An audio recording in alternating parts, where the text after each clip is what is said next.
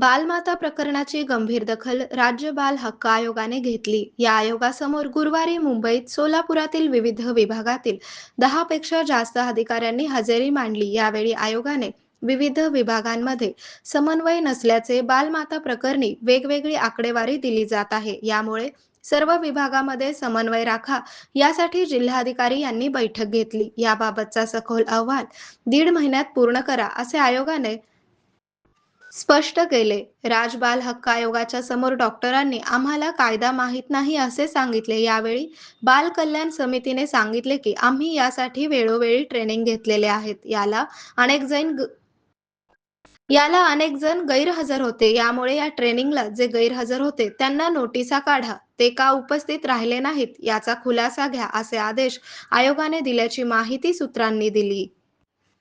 बालमाता प्रकरण हे खूप गंभीर आहे. यामध्ये एखादी मुलगी एवढे दिवस शाळेला येत नसेल तर त्यांची माहिती शिक्षण विभागाला असायला हवी. यामध्ये शिक्षण विभागालाही सहभागी करून घ्या असे आदेश आयोगाने दिल्याची माहिती सूत्रांनी दिली.